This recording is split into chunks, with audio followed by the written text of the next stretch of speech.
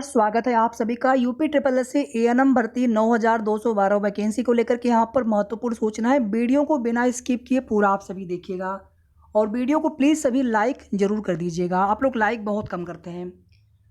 सबसे पहली चीज़ देखिए, जो भी हमने आपको पहले की अपडेट्स बताई हैं, जो भी हमें आयोग से जानकारी प्राप्त होती है उसी के अकॉर्डिंगली आपको चीज़ें बताई जाती है, फिर वही जानकारी जो है आगे लोग कॉपी पेस्ट करते हैं। तो इसके पहले हमने जब आपको बताया था कि आपका जो रिजल्ट है 4 से लेकर के 10 जुलाई के बीच में आ जाएगा, तो उसके पीछे का रीज़न भी हमने आप सभी को बताया था। लेकिन फिर अचानक से आप देखेंगे कि कुछ और जो डॉक्यूमेंट्स वाली समस्याएं बीच में आने लगी थी, एक्सपीरियंस सर्टिफिकेट वाला, वेरिफिकेशन वाला, जिसमें दो दो जो बेनिफिट मिलना था उसमें आयु सीमा में यानी ओवर एज में रिलैक्सेशन और साथ ही साथ भारांक संविदा कर्मियों के लिए, तो उसको लेकर के शासन से जो है उसमें शासन से वहाँ पर बात की गई थी किस प्रकार से उसको करना है ताकि इन फ्यूचर भर्ती में किसी भी तरह का कोई भी विवाद न हो। शासन का निर्देश था कि 4 जुलाई को मुख्यमंत्री जी जब 100 दिन की कार्य योजना प्रस्तुत करेंगे रिपोर्ट कार्ड, तो उसमें ये भर्ती कंप्लीट दिखाना था उनको, मुख्यमंत्री जी को। लेकिन ये भर्ती तब तक कंप्लीट नहीं हो पाई थी। तो उसके बाद फिर हमने आपको बताया था कि शासन से जो है बात की गई है आयोग के द्वारा कि सर इसमें इस प्रकार की दिक्कतें आ रही हैं। उसके बाद फिर शासन से उन्होंने 1 सप्ताह का समय और लिया, वो भी हमने आपको बताया कि 1 वीक का टाइम उन्होंने और बोला है। तो 4 जुलाई के बाद आप 1 सप्ताह का समय आप और मान के चलिए, मतलब 10 को तो वैसे भी संडे था, तो 11 के बाद और 15 से पहले पहले आपका जो फाइनल रिजल्ट है वो आने की हमने संभावना बताई थी। सबसे पहले यहाँ पर एक चीज़ और देख लीजिए, जो फाइनल मेरिट है कैटेगरी वाइज उसमें UR, EWS, OBC, SC, ST, freedom fighter, ex serviceman, PH की और सभी कैंडिडेट्स फीमेल है, तो ये 2 कट ऑफ बननी नहीं है। तो इस प्रकार से पूरी मेरिट लिस्ट एक पीडीएफ की फॉर्म में होगी। अभी जो लोग भी बता रहे हैं चीज़ें आप देख लीजिएगा, वो केवल जो कुछ भी चीज़ें बताई जा रही हैं वो किसी जैसे एनएचएम वाली जो भर्ती है उसका जो रिजल्ट आया था लोग उसको देख करके बता रहे हैं। यूपी ट्रिपल एससी आयोग किस तरह से परीक्षा करवाता है, किस तरह से डॉक्यूमेंट वेरिफिकेशन होता है, किस तरह से रिजल्ट घोषित करता है, हमें यूपी ट्रिपल एससी आयोग की भर्ती है ये, तो हमें यूपी ट्रिपल एससी आयोग से मतलब है। अच्छा, जो बाल विकास सेवा पुष्टाहार विभाग वाला है उसमें आप लोग अगर एलिजिबल हो तो वो फॉर्म भर दीजिएगा, वो वैकेंसी बहुत बढ़िया है और ऐसी वैकेंसी आती नहीं है हमेशा, और उसमें बहुत ज़्यादा हाई पीईटी का जो है उसमें कट ऑफ भी नहीं जाने वाला है। तो जो लोग भी आप में से एलिजिबल हो आप ज़रूर फॉर्म भर दीजिएगा और प्रिपरेशन देखेंगे, अगर हो पाएगा तो उसकी भी प्रिपरेशन हम करवा देंगे। लेकिन अभी हमारा फोकस जो है पीईटी 2022 को लेकर के है कि पीईटी 2022 की जो क्लास है जल्द स्टार्ट कर दी जाए। तो अभी तक जो लोग भी बताने वाले हैं, चाहे एक क्राइटेरिया लोग बता देते हैं कि इसके जो ऊपर रहेंगे उन्हीं का रिजल्ट आएगा, तो इसके नीचे वाला, तो कभी लोग बता देते हैं कि 2500 जो है इसमें और बाहर हो जाएंगे, जबकि वो 2500 इस भर्ती प्रक्रिया से मतलब ही नहीं था उनका। कभी 10% सीटें कम हो गई, इस तरह की जो है भ्रामक खबरें बताई जाती हैं। तो कभी रिजल्ट आ जाता है लोग बताने लगते हैं, कभी कट ऑफ बता देते हैं पहले, कभी 2 कट ऑफ बनेगी इस प्रकार से।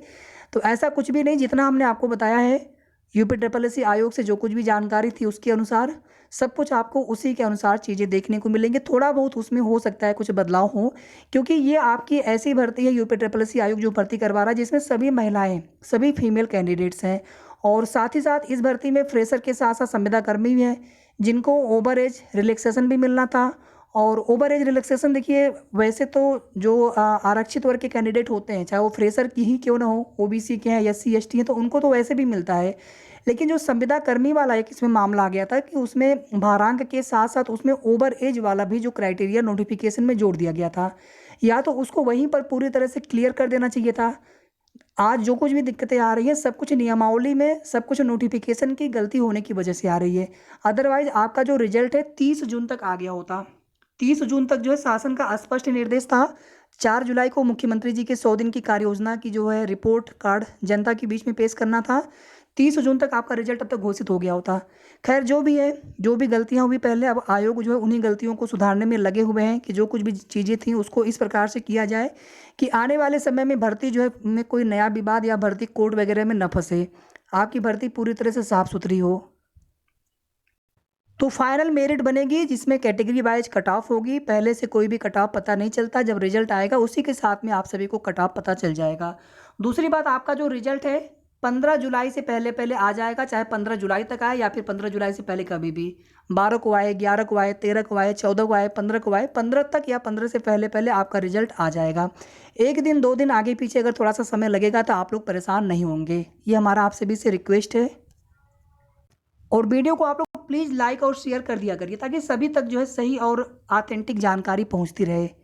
इसके अलावा आपके मन में कोई भी सवाल हो, डॉक्यूमेंट्स वाली जो बातें थी, हमने आप सभी से कई बार कहा था पहले भी, 9 से लेकर के 18 तक आपका डीबी चला है। मैंने उस समय भी कहा था कि जिनको कोई भी डाउट लगे कि हमारे डॉक्यूमेंट्स में कुछ चीज़ें छूट गई थी, सिग्नेचर छूट गया था, या कुछ भी जो आपको अपने स्तर से लगे, आपको उसमें पूछने की आवश्यकता नहीं, क्योंकि मैं भी ऐसे नहीं बोल पाऊंगा कि नहीं आपका बिल्कुल हो जाएगा, क्योंकि मान लीजिए अगर आपको दिक्कत हो गई तो, क्योंकि जो चीज़ें हमने आपको बताई थी, आपने अपने स्तर से कोई गलती नहीं की है तो फिर तो ठीक है, सब आपके डॉक्यूमेंट्स अगर सही है तो।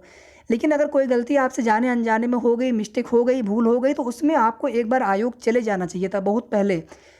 19 को लोग गए थे, 20, 21 संडे को छोड़ दीजिए जो बीच में छुट्टी वाला दिन था, बाकी 23 तारीख तक हमें कमेंट आया था, हमें ईमेल पर भी हमें मेल भी आया था कि भैया हम आज गए थे, और जो भी डॉक्यूमेंट्स कमियाँ थी वो डॉक्यूमेंट्स उन्होंने वहाँ पे जाकर के दिया वापस से एप्लीकेशन के साथ में। तो ये सब चीज़ें ऐसी होती हैं जो कि थोड़ी सी लापरवाही अगर आप कर लेते हैं, और अगर कुछ दिक्कत हो गई तो हमेशा पछतावा होता है। एक बार रिजल्ट आ जाएगा, मेरिट लिस्ट आ जाएगी, उसके बाद आयोग नहीं सुनेगा कोई भी बात, कोई भी एप्लीकेशन वो एक्सेप्ट नहीं करेंगे। तो ये सब चीज़ें आपको हमसे भी पूछने की आवश्यकता नहीं होती, आपको अपने स्तर से देखना होता है कि हमें उसमें क्या करना चाहिए। हमें कोई दिक्कत तो नहीं होगी, तो बिल्कुल आपको तुरंत जाकर के आयोग में अपना मिल लेना चाहिए था पहले भी, चाहे जब आपको। एक यहाँ पर और महत्वपूर्ण मैं यहाँ पे डिस्कस करना चाहता हूँ आप सभी के बीच में, जो कट ऑफ को लेकर के आप लोग बहुत ज़्यादा परेशान होते हैं। किसी के अच्छे नंबर हो या कम नंबर हो, सभी लोग परेशान हैं। तो कट ऑफ देखिए, पहली बात तो मेरिट कट ऑफ जो है बहुत हाई नहीं जाने वाली है, और जितना भी हमने आपको एक्सपेक्टेड, अगर आपने हमारा चूँकि हम कट ऑफ को लेकर के 2 बार वीडियो बना चुके हैं, और कट ऑफ को लेकर के बार बार वीडियो बनाना अच्छा नहीं लगता है। और लगभग कितने कैंडिडेट्स हो सकते हैं फाइनल मेरिट के लिए, वो भी हमने आपको आंकड़े बताए थे उसके। और उसके बाद जो है कैटेगरी वाइज लगभग कितनी संख्या है, ओबीसी में कितने कैंडिडेट हैं, जनरल में कितने हैं, या एससी एसटी ईडब्ल्यूएस में कितने हैं, उसी के अनुसार हमने कुछ कैटेगरी जैसे freedom fighter, ex serviceman, ST हो गया था, जहां हमने बताया था कि सबका सिलेक्शन हो जाना है। ईडब्ल्यूएस कैटेगरी में भी जो है लगभग जो है मेरिट बहुत कम जाने वाली है। अब वो मेरिट जितनी कम चली जाए, कोई भी मिनिमम पासिंग मार्क का क्राइटेरिया यहाँ पर नहीं है, इसलिए आप कोई कुछ बताता है बताने दीजिए उनको। कोई कह रहा है नहीं 30 से नीचे नहीं हो पाएगा, 30 के नीचे किसी का, अरे ऐसा कुछ नहीं होता, जहाँ तक सीटें खाली रहेंगी वहाँ तक सीटें भरी जाएंगी। ऐसा होता है ना कि किसी के नेगेटिव में किसी के 0 नंबर हैं, जिनके भी नंबर हैं चाहे कितने भी नंबर हो, 10, 12, 15 नंबर, अगर सीटें खाली रहेंगी तो सीटें भरी जाएंगी। ओबीसी हैं, जनरल हैं, वहाँ पे कैंडिडेट्स काफ़ी ज़्यादा है। अनरिजर्व की सीटों पर आप सभी को पता है सब लोग ओवरलैप करेंगे, तो जनरल के जो कैंडिडेट होते हैं उन्हें दिक्कत होती है, उनके लिए मेरिट हमेशा हाई ही चली जाती है। तो वहाँ पे हमने भी एक एक्सपेक्टेड आपको रेंज बता दिया था। ओबीसी में कैंडिडेट्स ज़्यादा है, लेकिन कुछ जो मेरिट वाले कैंडिडेट होंगे और यूआर की जो क्राइटेरिया उसको फुलफिल करेंगे तो यूआर की मेरिट पर वे लोग ओवरलैप करेंगे। बाकी सभी कैटेगरी में वर्टिकल रिजर्वेशन में ईडब्ल्यूएस, ओबीसी, एससी, एसटी, ये चारों कैटेगरी के जो कैंडिडेट होंगे जिनकी जो मेरिट में आएंगे यूआर की, साथ ही साथ यूआर की जो क्राइटेरिया होती है, एज लिमिट हो गया, ये सब चीज़ें जो उसको फुलफिल करेंगे, सिर्फ उनकी ही ओवरलैपिंग होती है। ऐसे नहीं कि सबकी ओवरलैपिंग डायरेक्टली हो जाती है, क्राइटेरिया जो फुलफिल करना होता है पहले, उसके बाद मेरिट में अगर आप आते हैं तो। इसके अलावा फिर जो हॉरिजॉन्टल रिजर्वेशन में फ्रीडम फाइटर, एक्स सर्विस में हमने बता ही दिया कि वहाँ पे लगभग जो है सभी का सिलेक्शन हो जाना है। तो कट ऑफ को लेकर के आप लोग परेशान मत होइए, मेरिट कम जाएगी, मेरिट बहुत हाई नहीं जाने वाली है। और आगे की जैसे ही कोई भी अपडेट्स प्राप्त होगी आपकी भर्ती को लेकर के, सबसे पहले आप सभी को सही और ऑथेंटिक न्यूज हमारे आपके चैनल के माध्यम से जानकारी मिलती रहेगी। तो आप सभी हमारे चैनल से इसी प्रकार से आगे भी जुड़े रहिए सही जानकारी पाने के लिए, और वीडियो को आप लोग प्लीज़ लाइक और शेयर कर दीजिएगा। धन्यवाद।